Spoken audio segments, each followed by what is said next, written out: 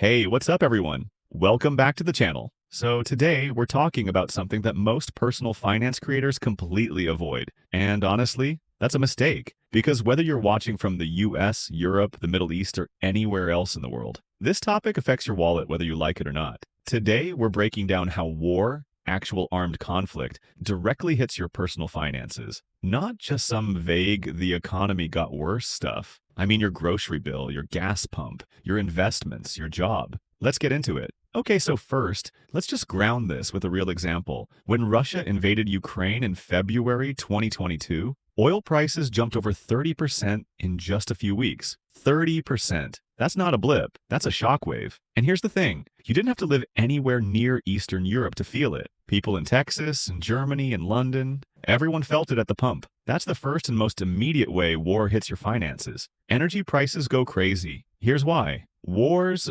especially ones involving major oil-producing regions, disrupt the global supply of oil and natural gas. And when supply shrinks but demand stays the same, prices spike. It's basic economics, but the consequences are very real. Higher gas prices mean higher transportation costs, which means higher prices for basically everything that gets shipped anywhere. Which, let me remind you, is almost everything you buy. Your groceries, your Amazon packages, your furniture, all of it. This is what economists call cost push inflation, and it doesn't care about your budget. Speaking of inflation, let's talk about that for a second. War spending is expensive, like absurdly expensive. The United States spent over $2 trillion in Afghanistan over 20 years. When governments spend that much, they often print more money or take on enormous debt. More money chasing the same amount of goods? That's inflation. And inflation is basically a stealth tax on your savings. If your savings account is earning 1% interest, but inflation is running at 7%,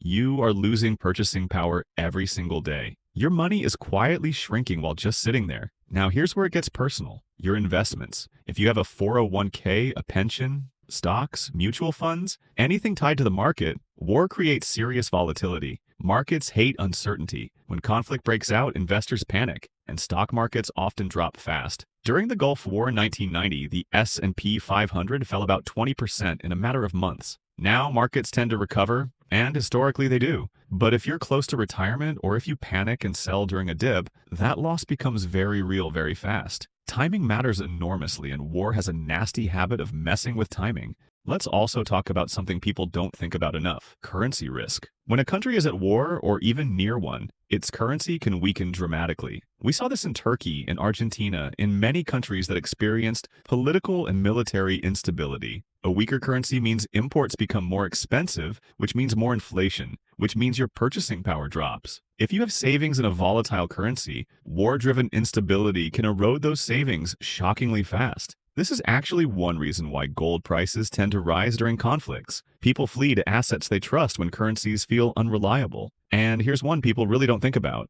the job market. War economies are strange beasts. Defense contractors and weapons manufacturers see huge booms. Companies that make military vehicles, ammunition, cybersecurity software, they hire like crazy during wartime. But at the same time, industries like tourism, international trade, hospitality, and aviation can take devastating hits. If your job is in any of those sectors, conflict half a world away can cost you your income. The 2003 Iraq War contributed to a massive drop in international tourism that rippled through economies in ways most people never connected back to the conflict. So what do you actually do with all of this? Here's the practical side. First, diversify your investments across different regions and asset classes. Don't keep all your eggs in one geographic basket. Second, keep an emergency fund. This isn't just for personal job loss. It's your buffer when prices spike suddenly and your monthly budget goes sideways. Third, pay attention to where your energy comes from, not just philosophically, but financially. Energy-efficient choices protect your budget when oil prices surge. And fourth, seriously consider the value of assets like commodities,